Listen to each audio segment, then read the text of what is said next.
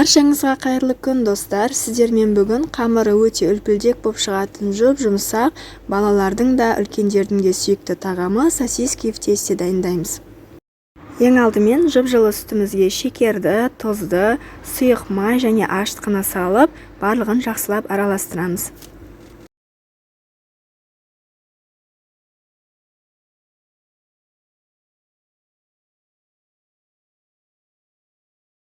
Келесі кезекте електен өткізілген ұнды салып, қамыр илейміз.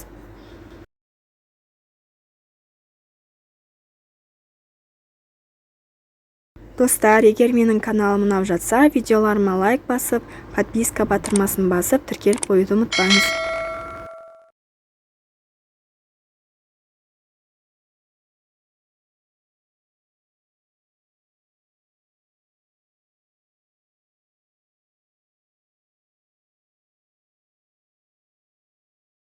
Осылай жұп-жұмсақ қамырымызды илеп, содан соң бетін пищевой пленкамен ораймыз да 2 сағатқа көтерілгенше қалдырамыз.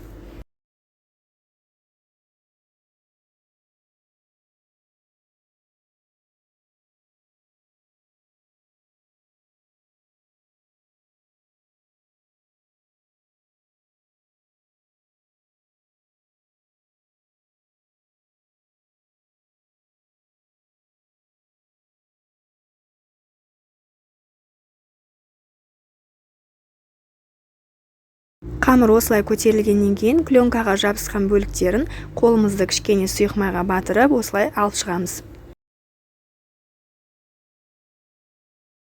Енді қамырлардың барлығын біріктіріп, жайып бастаймыз. Қамырды ұнмен жаюдан қажеті жоқ, осылай жаяр алдын қолымызды бір сұйық майға батырып, бір илеп алсақ, осылай үстелдің бетіне жабыспайды. Қамырдың қалыңдығы шамамен осындай 2 мм-дей.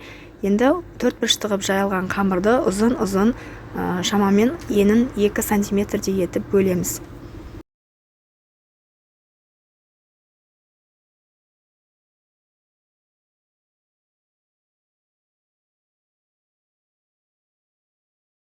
Дайын сосискаларымызды осылай қамырға орап шығамыз.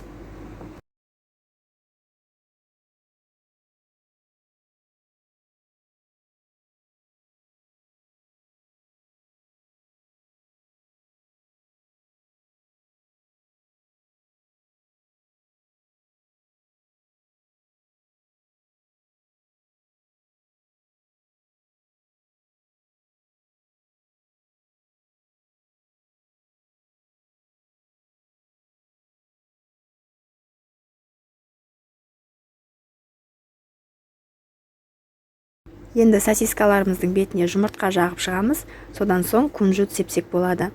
Қызып тұрған 180-200 градустағы пеште 30-35 минуттай пісіріп аламыз. Осымен біздің сосиски в тестеміз дайын. Жасап көріңіздер. Осы әдіс бойынша көріп тұрғандарыңыздай қамыры өте жұмсақ. Балаларыңыз бір дайындағаннан таусып қояры сөзсіз. Алдағы уақытта сіздермен өте дәмді, оңай жасалатын рецепт түрлерімен бөлісетін боламын. Сондықтан менің каналымды жоғалтып алмаңыз.